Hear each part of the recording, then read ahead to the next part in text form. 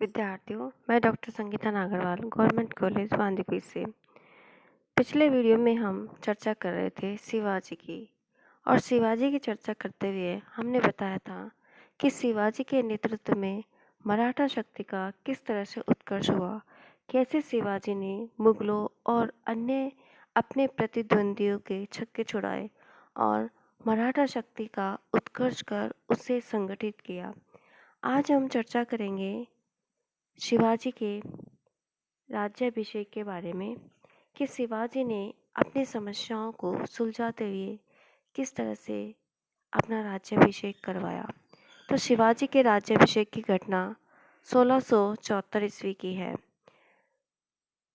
शिवाजी ने मुगलों और बीजापुर से अनेक दुर्गों और प्रदेशों को जीतकर अपनी स्थिति बहुत मजबूत कर ली थी। यह हम पहले ही बता चुके हैं। इस समय औरंगजेब का ध्यान उत्तर पश्चिम में खैबर के अफगानों के विद्रोह की तरफ लगा हुआ था। अफगानों के विद्रोह ने इतना भीषण रूप धारण कर लिया था कि अप्रैल 1674 ईस्वी में बादशाह को स्वयं उत्तर पश्चिमी सीमा की ओर जाना पड़ा था और वहां से वह 2 वर्ष बाद दिल्ली लौट सका था। इसका लाभ उठाकर शिवाजी ने 15 जून 1674 ईस्वी को बड़ी धूमधाम से अपना राज्याभिषेक करवाया और छत्रपति की उपाधि धारण की तथा रायगढ़ को अपनी राजधानी बनाया। इस उत्सव में शिवाजी ने भारी धन खर्च किया, परंतु इस प्रसन्नता में थोड़ी बाधा 12 दिन पश्चात हुई, जबकि शिवाजी की माता जीजाबाई का देहांत हो गया। इस कारण शिवाजी ने कुछ समय बाद 4 अक्टूबर 1674 ईस्वी को अपना राज्याभिषेक तांत्रिक विधि से दूसरी बार करवाया। राज्याभिषेक की धूमधाम से शिवाजी का खजाना लगभग खाली हो गया था। अब उन्हें धन की आवश्यकता थी। अतः शिवाजी ने दक्षिण के मुगल सूबेदार बहादुर खान के शिविर पर आक्रमण किया और 1 करोड़ रुपए और 200 घोड़े लूट लिए। उसके बाद बगलाना और खानदेश पर आक्रमण कर शिवाजी ने अनेक शहरों को लूटा। फरवरी 1675 ईस्वी में शिवाजी ने कोल्हापुर पर आक्रमण कर उस पर अधिकार कर लिया। उनकी सेना की एक टुकड़ी ने बीजापुर और गोलकुंडा के प्रदेशों तथा हैदराबाद नगर तक लूटपाट की। अब देखते हैं शिवाजी का कर्नाटक अभियान।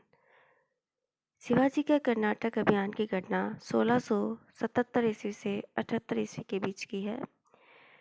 कर्नाटक का प्रदेश अत्यंत ही उपजाऊ और समृद्ध था। शिवाजी इस समृद्ध प्रदेश को अपने राज्य में मिलाना चाहते थे। उस समय तक राजनीतिक स्थिति भी उनके अनुकूल थी। बादशाह उत्तर पश्चिम के विद्रोह में अटका हुआ था। बीजापुर का वजीर बहलोल खां शिवाजी का मित्र था। शिवाजी ने मुगल सूबेदार बहादुर खां को भारी रिश्वत देकर एक समझौता कर लिया था कि जब शिवाजी कर्नाटक जाए तब मराठों के क्षेत्र पर आक्रमण न करे। इसके साथ ही शिवाजी ने गोलकुंडा के प्रधानमंत्री मदनना के मार्फत गोलकुंडा के सुल्तान से भी एक संधि की, जिसके अनुसार सुल्तान ने कर्नाटक अभियान के समय मराठा सेना के व्यय के लिए 4.5 लाख रुपए प्रति माह देने तय किए। साथ ही 5,000 घुड़सवार व तोपखाने भी दिए। इसके बदले जीते प्रदेशों को बराबर बांटना तय हुआ। इसके साथ ही यह भी तय हुआ कि सुल्तान शिवाजी को 1 लाख हूण सालाना कर के रूप में देगा, जिसके बदले में शिवाजी ने गोलकुंडा की मुगलों से रक्षा करने की जिम्मेदारी ली। इसके बाद गोलकुंडा से सहायता ले शिवाजी कर्नाटक अभियान के लिए रवाना हो गए।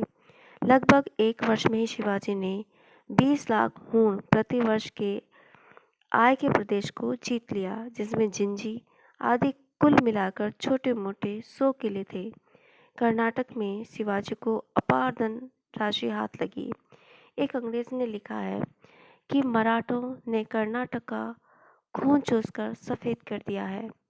तुंगभद्रा से लेकर कावेरी तक के कर्नाटक प्रदेश पर शीघ्रता से फौजी एवं नागरिक शासन व्यवस्था स्थापित कर शिवाजी शानदार विजय के साथ स्वदेश लौट आए।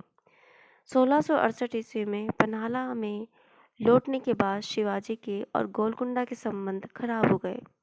कारण यह था कि शिवाजी ने अपनी शर्तों को पूरा नहीं किया और कर्नाटक का एक किला भी गोलकुंडा को नहीं दिया और न ही वहाँ से लाई गई अपार संपत्ति में से कोई हिस्सा दिया, जबकि गोलकुंडा ने कर्नाटक के अभियान का सारा खर्चा दिया था।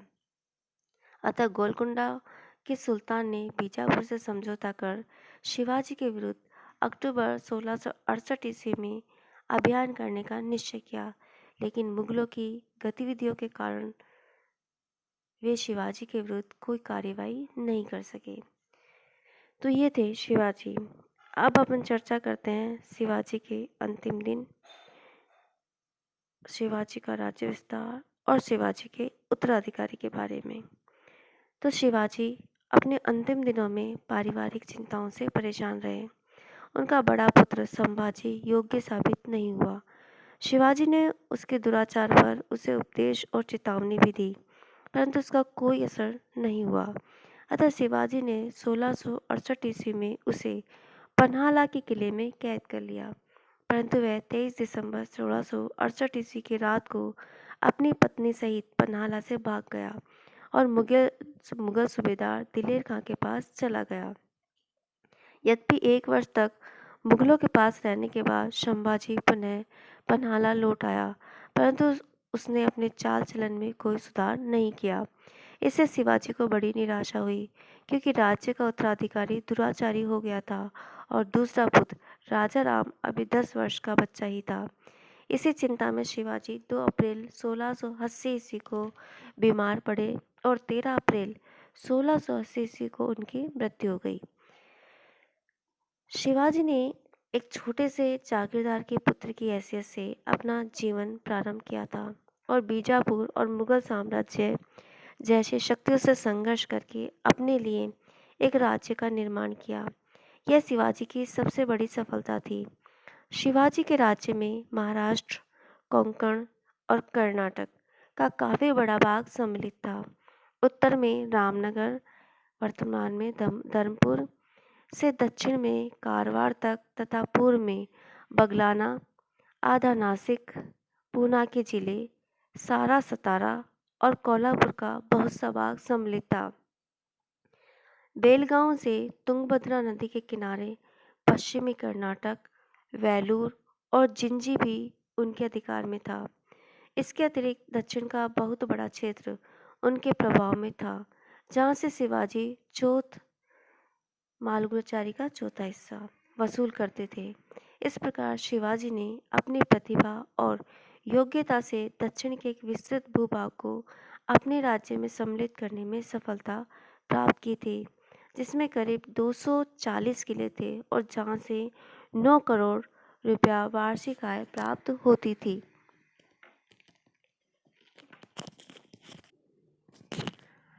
अब हम चर्चा करें शिवाजी के उत्तराधिकारी संभाजी की, जिसका टाइम 1680 से 1689 ईस्वी तक था। छत्रपति शिवाजी की मृत्यु के पश्चात मराठों के लिए भीषण अग्नि परीक्षा का समय आया। शिवाजी के 2 पुत्र थे, संभाजी और राजा राम। ज्येष्ठ पुत्र संभाजी प्रारंभ से ही अभिमानी, क्रोधी और भोगविलासी था और शिवाजी ने उसके दुराचार के कारण उसे पन्हाला के किले में नज़रबंद कर रखा था। ये हम चर्चा कर चुके हैं। शिवाजी की मृत्यु के समय राजा राम, जो कि 10 वर्ष का था, अप्रैल 1680 ईस्वी में रायगढ़ में उसका राज्याभिषेक किया गया, किंतु संभाजी ने पन्हाला के किलेदार की हत्या कर किले पर अधिकार कर लिया और प्रधान सेनापति अमीर राव मोहितो को अपनी तरफ मिला लिया। इसके बाद उसने रायगढ़ के किले पर अधिकार कर राजा राम तथा उसकी माँ सोयराबाई, पुराने पेशवा, सचिव और सुमंत आदि को जेल में डाल दिया और 30 जनवरी 1681 ईस्वी को अपना राज्याभिषेक संपन्न कराया। संभाजी अत्यंत क्रूर होने के कारण सिंहासन रूढ़ होने के बाद से जनता में अलोकप्रिय होने लगे। उसने अपने खिलाफ विद्रोह करने के संदेह में अपनी सौतेली माँ तथा बहुत से वरिष्ठ मराठा सरदारों को मरवा दिया। इसका परिणाम यह हुआ कि अनेक सरदार और अधिकारी उसके विरुद्ध हो गए, जिन्हें दबाने के लिए संभाजी को बड़े कदम उठाने पड़े। उसका अपने सेवकों पर से विश्वास उठ गया, अतः कन्नौज निवासी कवि कलश नामक एक विद्वान ब्राह्मण को उसने अपना सलाहकार नियुक्त किया। विदेशी होने के कारण मराठे कवि कलश से घृणा करते थे। इन परिस्थितियों में संभाजी के शासन में असंतोष और अशांति उत्पन्न हो गई। इसी समय 1681 ईस्वी में शहजादा अकबर अपने पिता औरंगजेब के विरुद्ध विद्रोह के कर दक्षिण में संभाजी के पास आया। संभाजी ने उसे रायगढ़ से 25 मील उत्तर नोकथना के पास पारडी में ठहराया और 23 नवंबर 1681 ईस्वी को अकबर से मिला, लेकिन दोनों में कोई समझौता नहीं हो सका। संभाजी में शिवाजी जैसी योग्यता नहीं थी कि वह इस स्थिति का लाभ उठा पाता। उसने अकबर पर विश्वास भी नहीं किया। फिर संभाजी की अपनी घरेलू कठिनाइयाँ थी, अतः अकबर का 6 वर्ष का महाराष्ट्र प्रवास निष्फल ही रहा। निराश होकर 1687 ईस्वी में अकबर ने राजापुर से अंग्रेजी जहाज द्वारा ईरान जाकर शरण ली। अकबर ने दक्षिण जाने का समाचार पाकर औरंगजेब चिंतित हो गया और स्वयं अपने साथ पुत्र पौत्रों, अनुभवी सेनापतियों, विशाल सेना तथा युद्ध सामग्री लेकर दक्षिण के लिए रवाना हो गया। दक्षिण में पहुंचते ही उसने मराठों को चारों ओर से घेरने और अकबर को किसी ओर से न मिलने देने का प्रयत्न किया।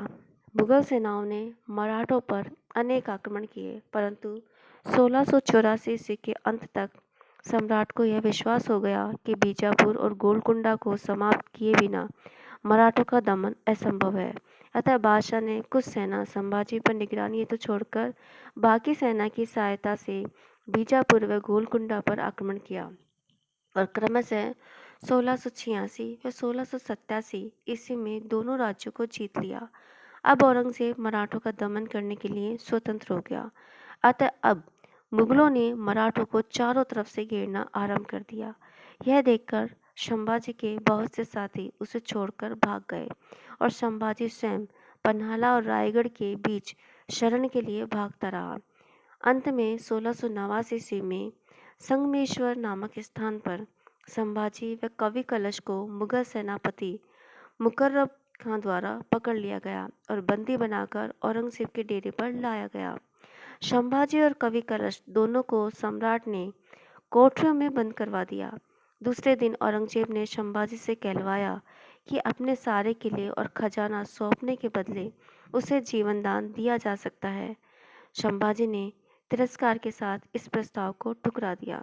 फलस्वरूप संभाजी को घोर कष्ट दिया गया। तब उसने न केवल सम्राट और पैगंबर को गालियां दी, बल्कि औरंगजेब से भी कहलवाया कि वह मित्रता के बदले अपनी लड़की का विवाह उसके साथ कर दे। इस पर औरंगजेब बहुत क्रोधित हुआ और संभाजी व कवि कलश को सताकर मार डालने की आज्ञा दे दी। उसी रात को संभाजी की आंखें फोड़ दी गई। दूसरे दिन कवि कलश की जीभ काट दी गई और 15 दिन तक रोजाना घोर यातनाएं दी गई। अंत में 21 मार्च 1689 ईस्वी को उनके शरीर के छोटे छोटे टुकड़े करके कुत्तों को खिला दिए गए। उनके सिरों में भूसा भरकर दक्षिण में मुख्य मुख्य नगरों में ढोल पीट पीट कर घुमाया गया। इस प्रकार बड़ी निर्दयता के साथ संभाजी का अंत किया गया। इससे मराठों में छत्रपति शिवाजी के वंश के अपमान का बदला लेने की भावना जागृत होने लगी। संभाजी जो काम जीते जी नहीं कर सके, वह उसकी मौत ने कर दिखाया। महाराष्ट्र में संगठन की भावना पैदा होने लगी। अपनी मृत्यु के समय जिस अदम्य साहस का संभाजी ने परिचय दिया, वह मराठा जाति को एक नई प्रेरणा देने वाला सिद्ध हुआ। संपूर्ण मराठा जाति अपने राजा की क्रूरतापूर्ण व निर्मम हत्या का बदला लेने के लिए उठ खड़ी हुई और मुगल सम्राट को हराने के लिए कटिबद्ध हो गई। तो ये थे शिवाजी और उनके उत्तराधिकारी संभाजी। अगले वीडियो में हम चर्चा करेंगे मराठों का स्वतंत्रता संग्राम, जो 1689 ईस्वी से 1707 ईस्वी तक चला। तब तक के लिए नमस्कार, धन्यवाद।